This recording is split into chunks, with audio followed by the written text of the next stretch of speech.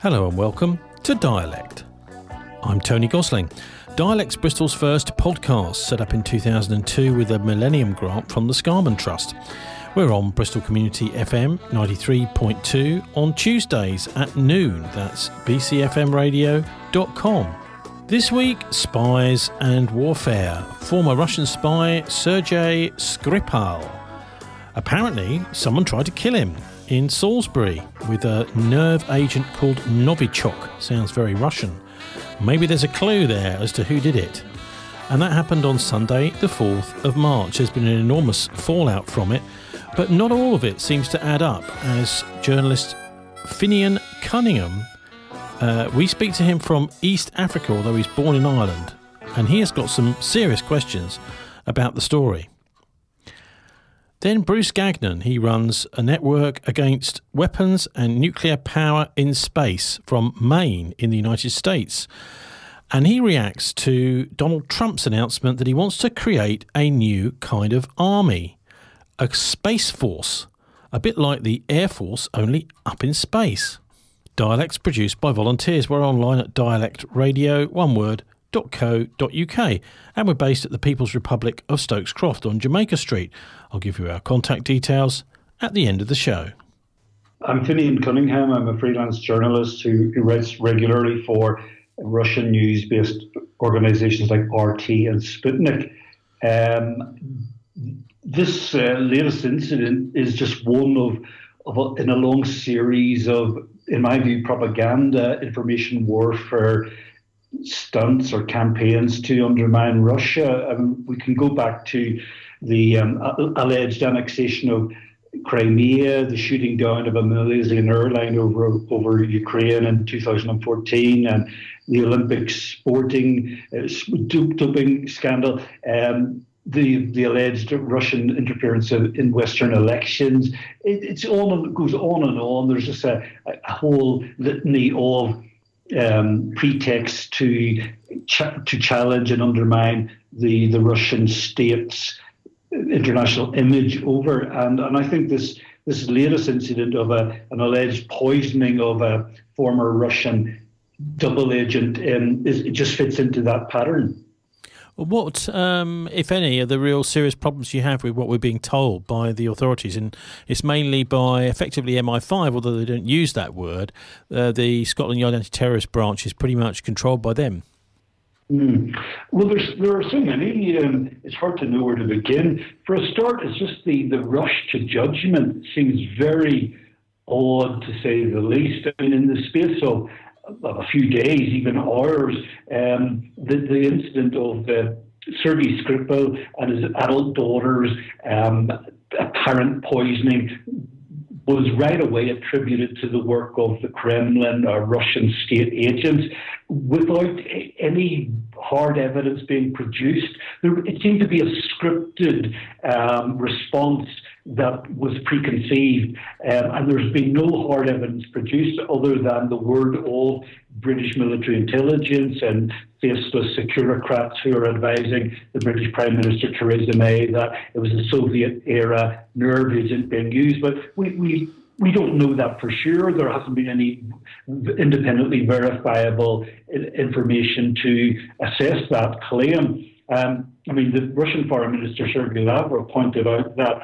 according to the Convention of Chemical Weapons, the Russians should be allowed to have a participatory investigation in this claim of the Novichok, the Soviet-era chemical being used. But the British government have denied or refused the Russians access to this information, this alleged information. So that's another area where we're being fed a scripted kind of narrative. Well, Finian, you could say that, but this is an ex-Russian spy who turned traitor while he was in Russia, and it does look like a Russian nerve agent may have been used in an attempt to kill him. So what other possible motive might there be other than Russia or Putin being behind this? Well, again, I would say that the timing is just ludicrous. It just is implausible. I mean, this guy, Sergei Skripal was convicted way back in 2004. He served, or 2006, he served 4 years in jail, in a Russian jail, for treason, for working for the MI6, the double agent. If the Russians had a vendetta and wanted to make an example of this guy, being really ruthlessly logical about it, they would have knocked the guy off back then when he was in prison, through some sort of secret accident. Why exchange him to Britain in 2010 and then 8 years later carry out an alleged assassination just 2 weeks before the Russian presidential elections this month and 2 months before Russia hosts the World Cup? The notion, the theory that Russia carried out a vendetta assassination on this man just is implausible. I think it just beggars belief that the Russians would carry out such a high-risk operation that would jeopardize, would completely demolish their already dwindling international image in the eyes of the West. Why would you give the West any more propaganda ammunition to denigrate you with? I just could contend that the timing, it just is implausible. It doesn't serve Russia one bit at all, but it serves the purpose, or serves the advantage of various other actors, and I would say the British government and their NATO allies have much more to gain in seeing the demise of this Russian individual, former Russian citizen. They would have much more to gain in concocting or contriving an apparent assassination with which to impugn Russia. I mean, are there any specific circumstances about this chemical which was used that you think we should know about? Well, we're having to take on trust that it is this the Soviet era nerve agent Novichok that's been reported in the press, and Theresa May has acclaimed was used. We're having to take that on trust. There are several other organophosphate-related chemicals, VX, sarin, soman, tabun. They're all related. Apparently, Novichok is 10 times more lethal than VX, but it could be any number of nerve agents that were used. It doesn't necessarily just have to be Novichok. That's what the British authorities are claiming, but we don't know if that can be. It's not clear that can be verified, and it could be any number of other, as I say, related organophosphate nerve agents that act in exactly the same way with the very similar symptoms. Now, the Russians have asked for samples of this chemical. Is that reasonable for them to request them? I mean, if they were behind this, it might not be the wisest thing to do to be cooperating with Russia.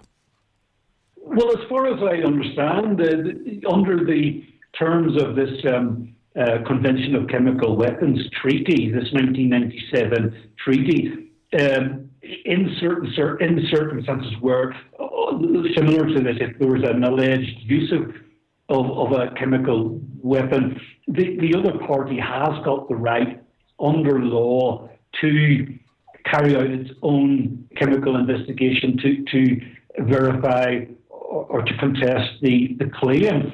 That's according to the treaty terms, as far as I understand it. And Sergei Lavrov, the Russian foreign minister, cited that today, this anomaly that they are being denied their legal right under the Chemical Weapons Convention to make their own assessment of these samples that the British claim point to this Russian, the Soviet era nerve agent. So, it's that's as far as I understand it. Okay, and what do you make of the expulsion of 25 diplomats? Because this is starting to become quite serious. Well, I think as I hinted earlier on, I mean, there's a very reckless agenda that's been going on for several years now, where it's just a case of assertion and allegation continually being levelled by the British or the Americans and the other NATO powers and there's never any evidence presented to back it up. So Russia is faced with these continual provocative allegations and then sanctions on top of the allegations, like with trade sanctions over this alleged annexation of Crimea, or in this case, are banned from the Olympics because of allegations of doping, or sanctions as of today, where the British government is ejecting 23 diplomats from its territory. Sanctions following allegations, following sanctions, following allegations. There's a never-ending conveyor belt of allegations and sanctions without any proof ever presented. So it's a very dangerous and very provocative tendency, rhetorical escalation. And Russia is quite rightly saying that they will respond, they will reciprocate with countermeasures against the British. We are just getting into a never-ending spiral of downward relations that are leading to confrontation and even the danger of a war breaking out. I mean, this is how wars break out, because parties just continually are wrangling with countermeasures and measures and countermeasures, and the thing erupts into a full-on war. I think the British government are really playing with fire by escalating the response, expulsion of diplomats and freezing of assets based on very tendentious claims about this incident in Salisbury. It's only been a matter of a week since that incident, and the British authorities appear to have a case closed against the Russians. Now, it just beggars belief that they could have done that in the space of a week, especially when we hear that there are ongoing investigations in that vicinity of Salisbury and neighbouring Dorset, where towns are being put under lockdown and being monitored for traces of alleged chemical weapons. The investigation is very much at an early stage, but the British authorities have leapfrogged onto to prosecution. What about the possibility of war between Russia and the West? Because that's where much of this seems to be leading. I mean, surely it's not in Britain's interest to have a war with Russia, particularly since that could be both powers, of course, are nuclear-armed powers. It doesn't really seem to be in Britain's national interest to be ramping up these tensions. Do you think it's possible that foreign powers are influencing the decisions being made at the moment in the cabinet and for example, the National Security Council? These spheres.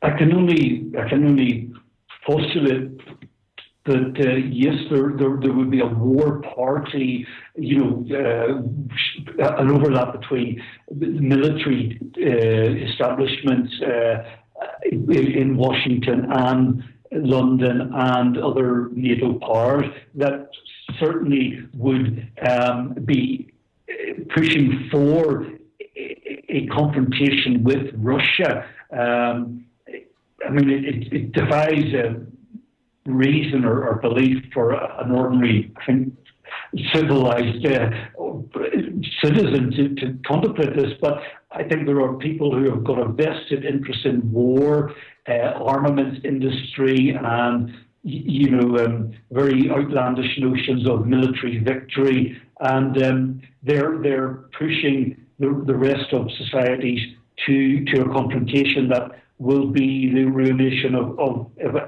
everyone. But I mean, the people who make war in this planet are not the most logical or moral councils. That was Finian Cunningham.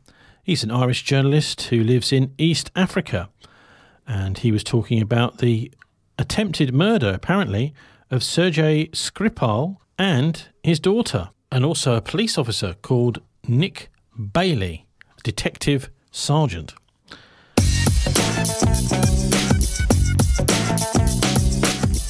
You're listening to dialectradio.co.uk, your local community radio run by volunteers.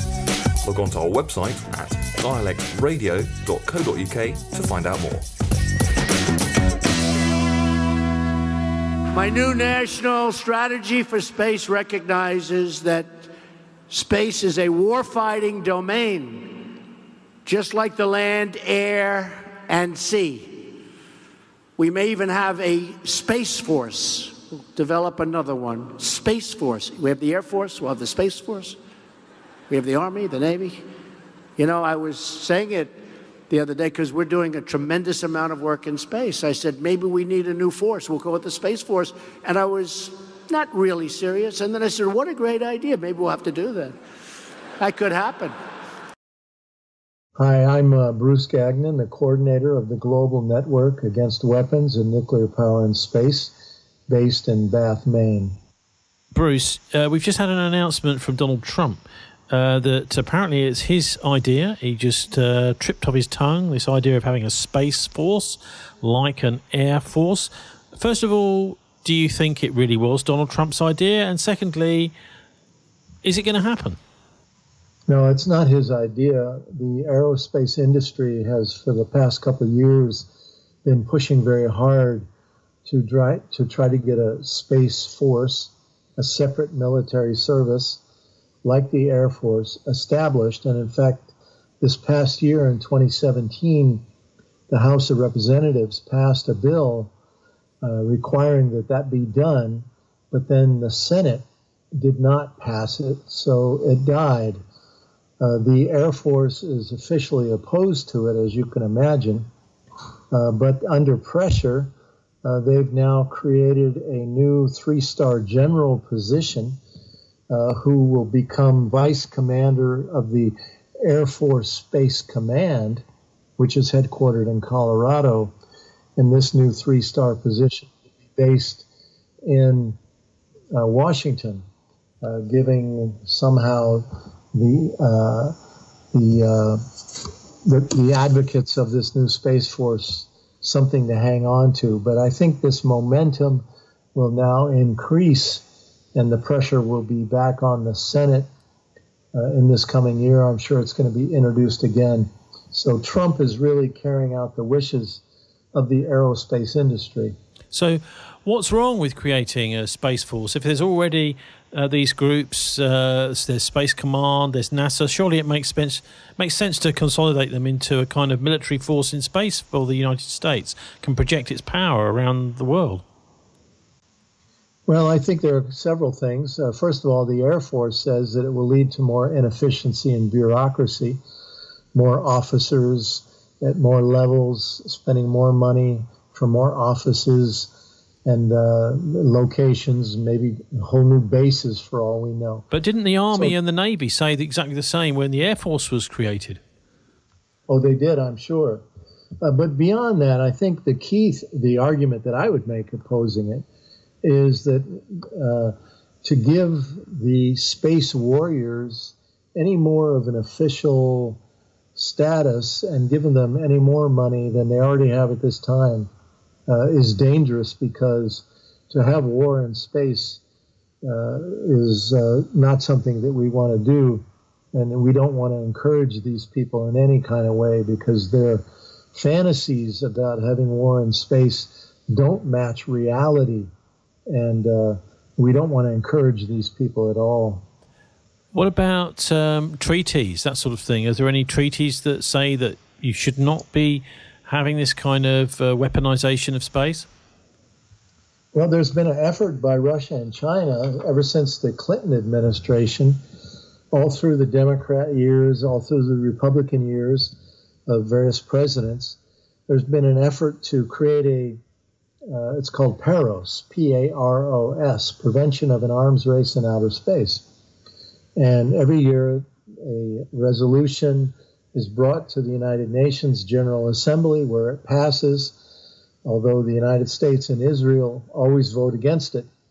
This effort by Russia and China to close the door to the barn before the horse gets out, to ban all weapons in space, is being essentially blocked by the U.S. and Israel, who've long said there's no problem, therefore there's no need to ban weapons in space.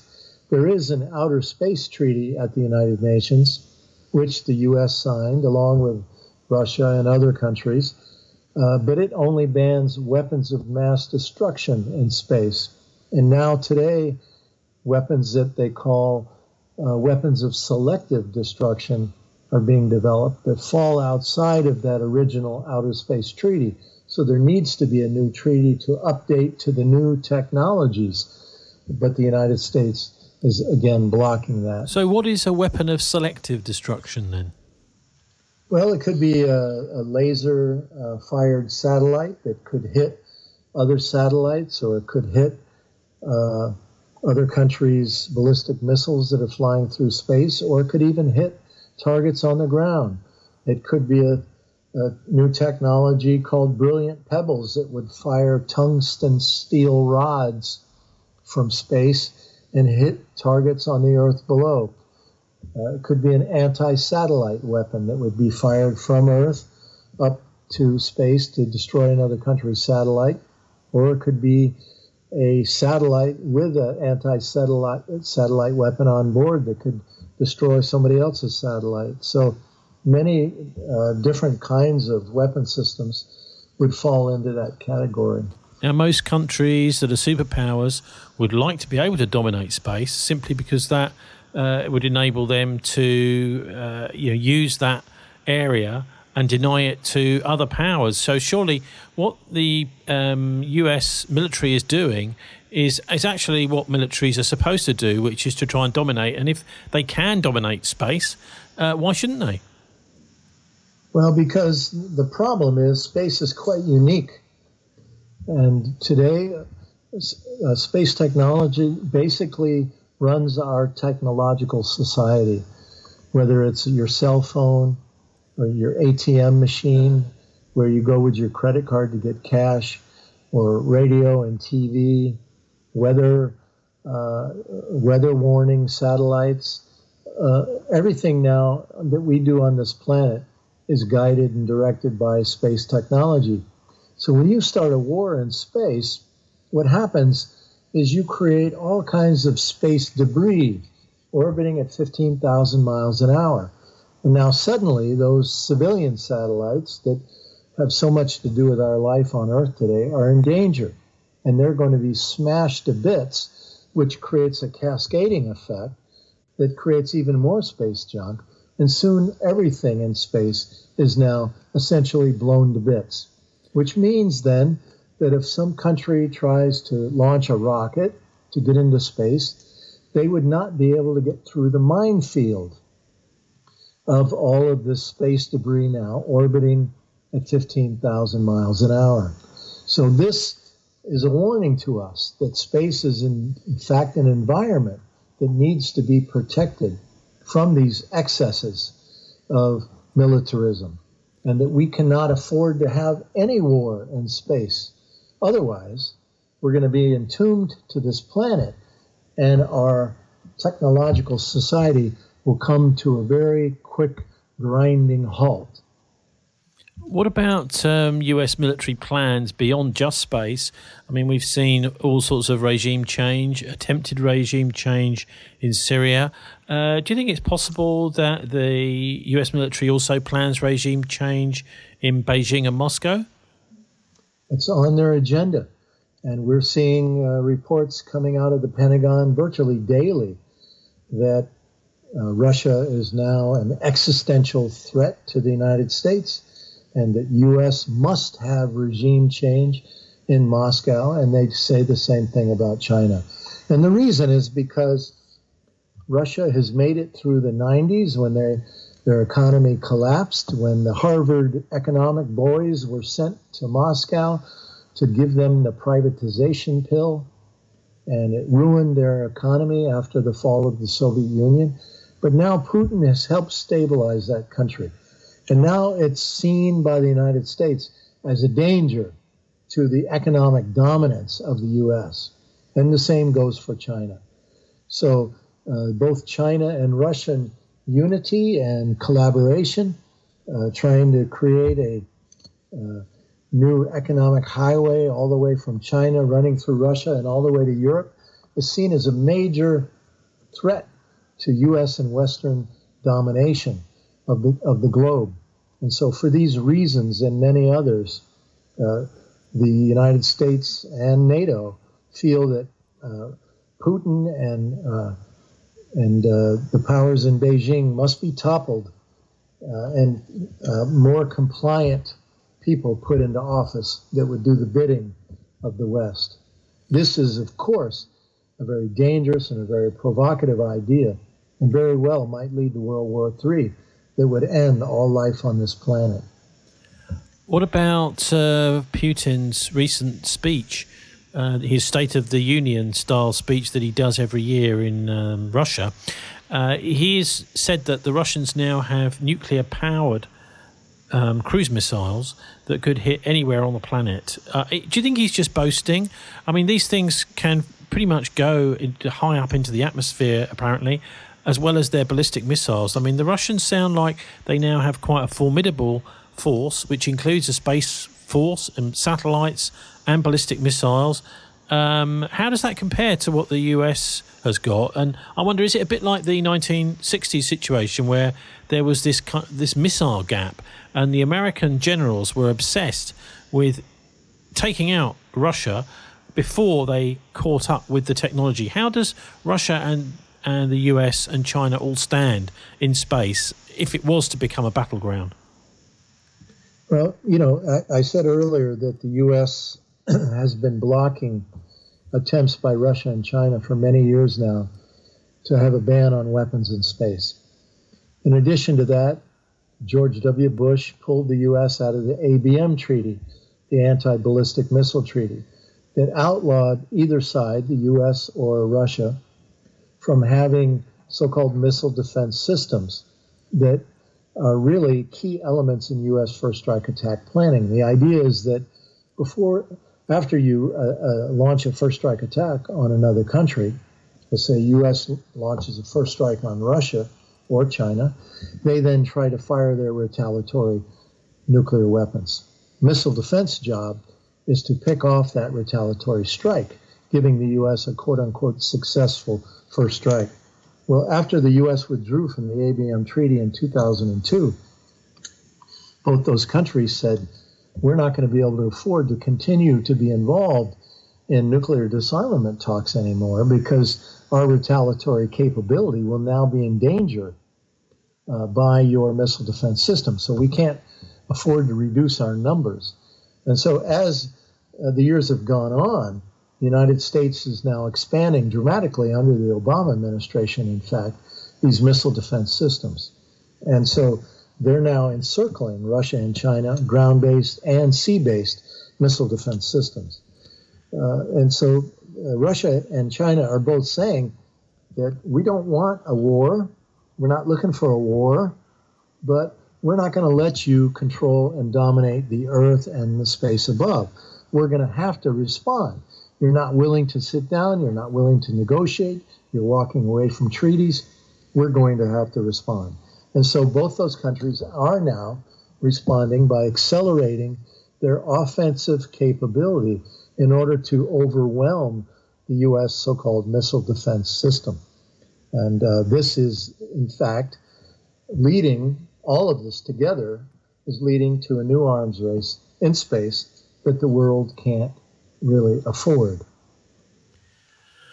Now, I know here in Britain we've had just a week or so ago an apparent chemical weapon attack on a former Russian spy in Salisbury in Wiltshire, which has led to a response where we've seen 23 British expulsions of Russian diplomats from London and a tit-for-tat response from Russia. I mean, this does seem to fit with the idea that there is an attempt in the West to ramp up tension with Russia. Whatever happened in Salisbury, it's not been proven, and yet the response seems to be talking about closing down the Russian TV channel here, Russia Today, in Britain, which does a dedicated programme for Britain during the evenings for about 5 or 6 hours. I just wonder if we can look, Bruce, at the various different ways in which it does look as if, not just in space, but in other ways, that there is an attempt to have a conflict with the Russians, which could end up as a nuclear conflict. What do you think's going on? Why? Because nobody in Britain or America or in Europe or actually in Russia, it seems, would actually want a war. What's going on here? I think the U.S. and NATO have determined that they just have a couple-year window where Russia and China are not yet ready to fully defend themselves by a U.S.-NATO onslaught.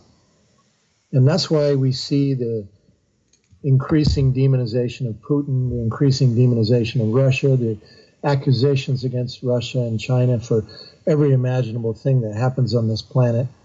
This whole fake news story here in the United States that Russia interfered in our last election, there's no proof of it at all. Just like you said, there's no proof of this so-called chemical killing of this person, this Russian person living in England. So I see the U.S. and NATO consistently taking aggressive measures aimed at particularly Russia, but also at China, encircling them, expanding NATO. Even NATO is being moved into the Asia-Pacific to encircle China as well, with these new NATO partnerships with countries like Australia and Japan, South Korea, Singapore. So clearly, the writing is on the wall for Russia and China. The U.S. and NATO are coming after you. And so they're struggling to catch up as quickly as possible in order to just defend themselves.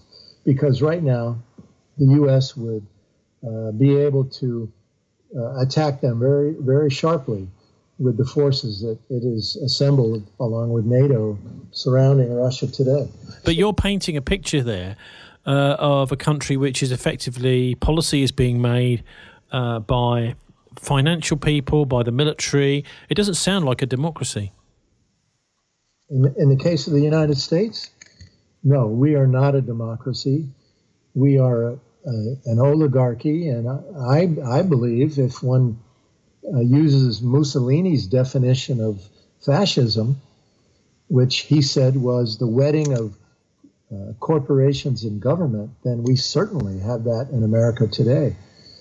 Democracy is a show horse, but it does not exist in the United States of America today. And I'm a full-time activist. I can talk to you for hours about all the reasons why I believe we don't have a democracy. Democracy's been drowned in this country, and I think throughout much of the West, frankly. How has that happened? So how does that work? I think most of us would like to understand how, as an oligarchy, operate. You're saying it looks like a democracy. How do they do that? How do they give an oligarchy the appearance of being a democracy? Well, you know, they continue with the elections.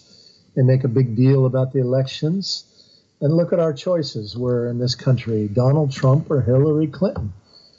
People didn't want Hillary. And so a lot of people, a lot of Democrats actually, it wasn't Russia that gave us Donald Trump.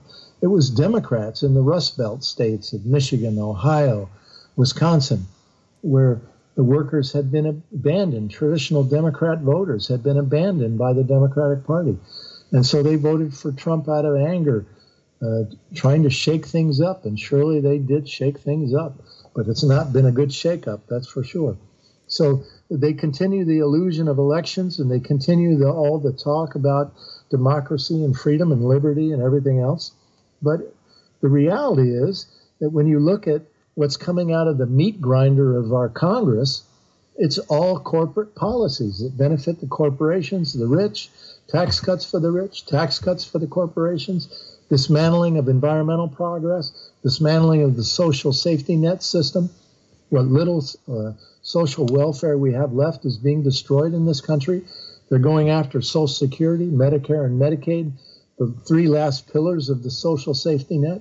So they're dismantling everything on behalf of the corporate interests across this country today. Here in Britain, we're hearing calls for increasing military spending, saying that Russia is possibly the greatest existential threat to Britain. Although it's difficult for me to honestly say I think that Russia is threatening to invade and attack Britain. The military apparently don't think so, and some of the military think tanks don't. So there is a lot of pressure to increase military spending. Can you say something about what's going on in the US along those lines? Well, in the United States, military spending is being increased. In fact, the Pentagon just got more money from Trump than they even asked for. So it's unbelievable how much money is being spent. Our entire economy today is a militarized economy. Our number one industrial export product of America is weapons.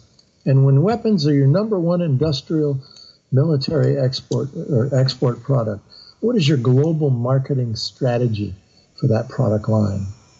I would submit that it's war, chaos, instability, demonization of other countries in order to create fear and to justify even spending even more money on the military. So this is what we're facing.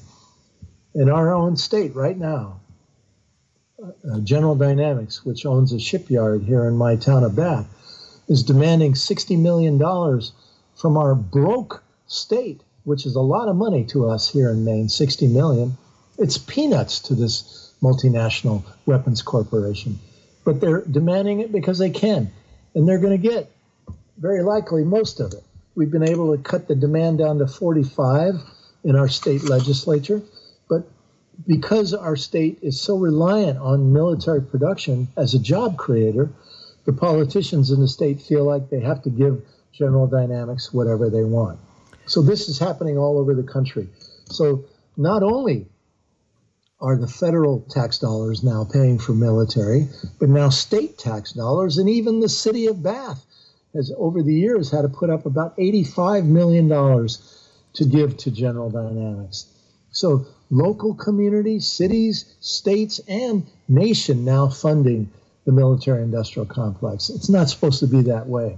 It's supposed to be that the federal government funds the weapons industry, not the entire 50 states as well. Okay, Bruce, as a peace activist, obviously something that you must have thought about is how do we put a stop to this as citizens and as we are subjects here in Britain?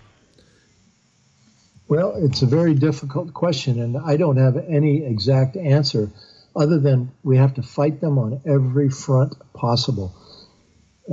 Sadly, many people are in a state of depression and resignation, and this really hurts our organizing efforts. But right now in this state, we're fighting against this $60 million request from General Dynamics from our state, and so we're bringing this issue into our local communities. Normally, the military spending issue is sort of seen as a national issue, but we're bringing it home because it's come home to roost. And so the only answer I have is we have to fight them at every conceivable opportunity and every conceivable level. You've and your organization against nuclear weapons and nuclear power in space. Can you tell us a bit about what the extent of weapons in space and the potential of having nuclear power and reactors, that sort of thing in space is? Where are we at with this technology? Well, frankly, they have many secret programs where they're testing space weapons technologies today that we're not able to find out about. One more indication that we don't live in a democracy when the taxpayers are funding these extremely expensive multi-billion-dollar programs and we're not even allowed to know what they are.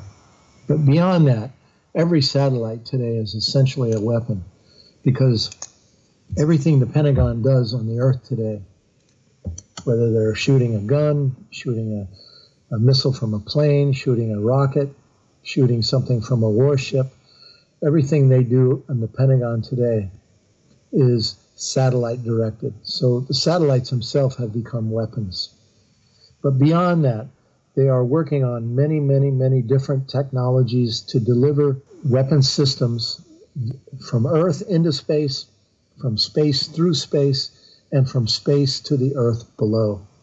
So they are testing each of these kind of approaches to space weapons technologies today. If it did come to a war in space, as well as obviously a war down here too, and it might possibly even be where war breaks out, say a satellite exploding, one superpower believes it was another superpower that did it, and they start shooting or attempting to shoot down each other's satellites. Who would win that war? No one would. And this is the danger. This is the danger of this talk, that we can have a war in space and that there could be a winner. And it reminds me of the 80s and the 70s when the talk was by my country that someone, our side, could win a nuclear war. And we learned over the years through our organizing and everything else that this was insanity. And we brought the public to also believe this, that it was insane to think that anybody could win a nuclear war. Well, today it's the same story. Nobody can win a space war, and in fact, it can only create so much space debris that everything we do on this planet will be brought to an end, because everything we do practically on this planet today is hooked up to satellites. And when you start blowing things up in space and creating more space debris, everything becomes in danger. All satellites in space, whether they're military or civilian, it doesn't matter. They're all going to be smashed to bits by this cascading effect. Okay, but what do you think that any one side or another side has a greater capability to, for example, knock out its enemies' satellites, to stop them functioning? Maybe it doesn't even send the satellite down to Earth, but it may have a way of just disabling that satellite and making it impossible for the military of their opposing country to use it. I mean, just looking at that, I mean, or is this just so secret, this area, Bruce, that a lowly activist is simply not going to have access to that information? Well, it's a little of both, I believe. I think that right now the United States does have a qualitative and quantitative advantage when it comes to space technology over both Russia and China. But they are closing that gap very rapidly. And what Putin basically said the other day was that we're working very hard to essentially overwhelm anything that the United States has. We are working to get around it, to overwhelm it, in order to be able to react to a U.S. invasion. Putin was very clear that he said, we're not looking for a war, we're not going to attack anybody, but if you come after us, we will make you pay severely, and it won't be worth the chance that you take to attack us. That's where we are today. Is it possible to wage war just in space without having navies and ground forces involved? No.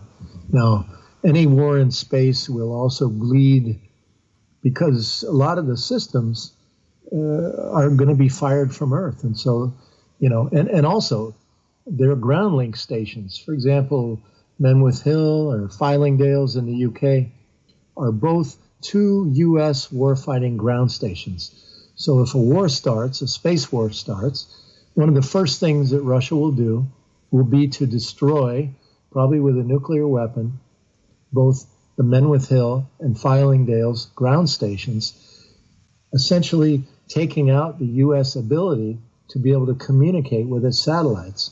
So the ground stations become targets, just as the satellites become targets as well. And so the U.S. has ground stations all over the planet in many different countries. So all of those places become prime targets for both Russian and Chinese nuclear weapons. Now, Bruce, I'm not sure how much your knowledge is, but that's Fylingdales, I think, is in Yorkshire, as is Menwith Hill. But are there any other key sites in Britain which might be the target of Russian nukes, or in one way or another, the Russians will decide we're going to have to knock this US base out? I think Croton is a primary one also, down in near Oxford, because it's being expanded now to be a major U.S. warfighting communications relay center. So it's going to be also communicating with satellites during wartime, feeding information from satellites to the U.S., using ground stations around the world that it taps into. So Croton becomes a prime target as well. In fact, the Global Network will have our 26th annual conference in Oxford with a protest at Croton on June 22nd through 24th of this year. Is Britain just a part of a kind of wider US empire? Is Britain, do you think, an independent country anymore? Because quite a lot of what we do seems to be just simply hanging on the coattails of the United States. No, sadly, I think that Britain is a lapdog of the United States, the same way that many, many other countries, both in Europe and across Asia, are today. You're basically a aircraft carrier, an unsinkable aircraft carrier. They like to call it at the Pentagon, where you're a base for a location for U.S. military installations. Also, your budget, because space technology is so expensive, the Pentagon has long said that Star Wars will be the largest industrial project on the planet, in the history of the planet. And the U.S. can't pay for it by themselves. And so we've got to get the allies to help pay for it. And that's why we've seen both with Obama and now Trump, the pressure on NATO to increase their contributions for military spending. And most of the systems that are purchased by NATO are American systems. And the word is that everything has to be interoperable with American systems. So anything that the Brits have or the Germans have or any other NATO country, it has to be interoperable. It has to fit together with the U.S. space technology system, which means in the end, it has to be purchased by U.S. through U.S. corporations. Now, it is true that Britain has an aerospace industry and a growing one, but it's also hooked up to this whole U.S. system.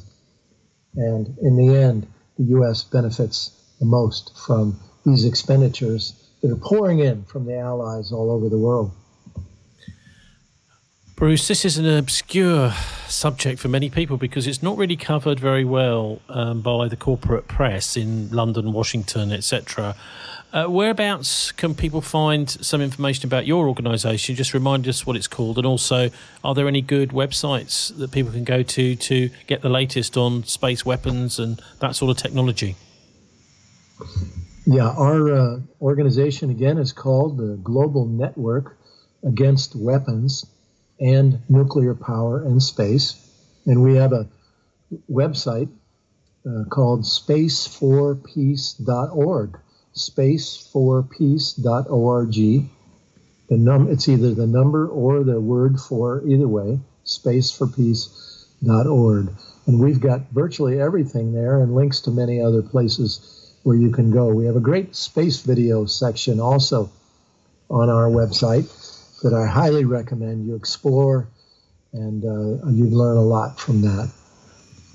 Now, Bruce, I know that with your own campaign in Maine to stop the public spending, the state spending on General Dynamics, you've been on hunger strike. What made you decide to do that, and how long have you been on hunger strike for? Today is my 31st day. I've been, it's a liquid hunger strike. I'm drinking water with lemon, fruit juices, and broth. The reason why I started it was twofold. First of all, when I first heard about this demand by General Dynamics, fifth largest weapons corporation on the planet, for $60 million from our state, I was outraged, and I knew that as I moved into this campaign, I would have a heart attack. I was so angry, unless I began a hunger strike, because I knew that fasting always brings me some serenity. So firstly, it was a very personal decision. And secondly, I knew that if I went without food for an extended period of time, more people would join in solidarity. Right now, there are about 30 people that are fasting in solidarity with me for a day or more at a time. There are 2 people that are fasting with me daily. And I also knew that more people would work hard to try to stop this corporate giveaway of our money from our state to General Dynamics. And that's been the case. Who are General Dynamics? What do they do? What do they make? Well, they make the U.S. nuclear submarines in Connecticut. They're asking Connecticut right now, the state of Connecticut, for $150 million as well. They make destroyers in my hometown of Bath. And they make a lot of other weapon systems as well, all over the country. They have an installation in Wales, for example, where they make sort of tank-type vehicles for the U.S. and NATO. So they're spread out all over the world. It's become an international conglomerate. And last year they made $3 billion in profits after all of their expenses were paid. They paid their chief executive officer $21 million, and they bought back $14.4 billion, with a B, billion dollars of their own stock.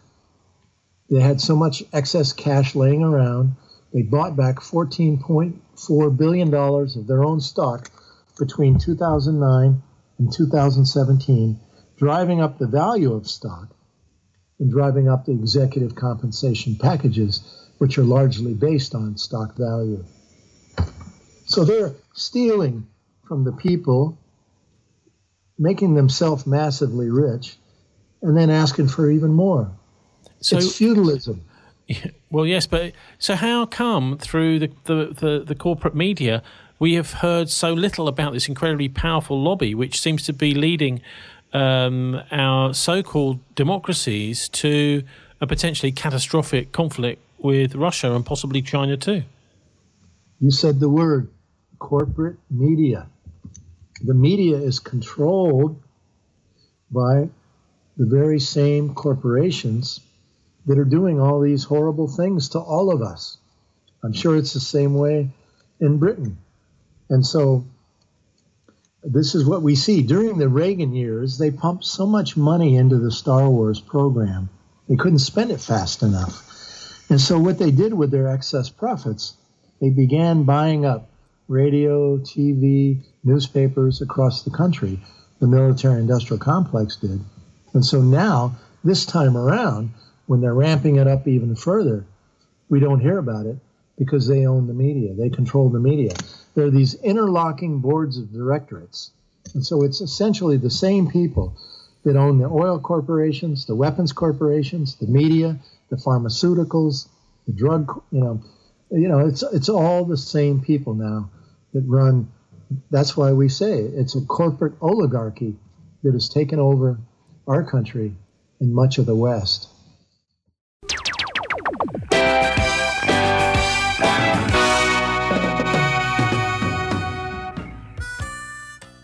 That's all for this week.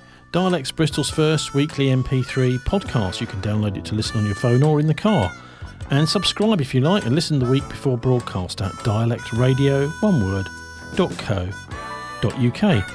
Thanks to our guests, that's Finian Cunningham, speaking from East Africa, and also Bruce Gagnon from Maine. Bruce was from the Global Network Against Weapons and Nuclear Power in Space. Also to studio engineer Dave Bazanko. Dialects of Bristol Broadband Co-op production. Catch us on Bristol Community FM 93.2 on Tuesdays at noon, and anyone can contribute. Contact us through the People's Republic of Stokes Croft, just off Jamaica Street, on 0117 909 6897. They're online at prsc.org.uk. You can volunteer with us or for hundreds of opportunities elsewhere in Britain via the National Volunteering website, do-it.org. That was Dialect, and I'm Tony Gosling, wishing you a very good week. Thanks for listening. Till the same time next week, goodbye for now.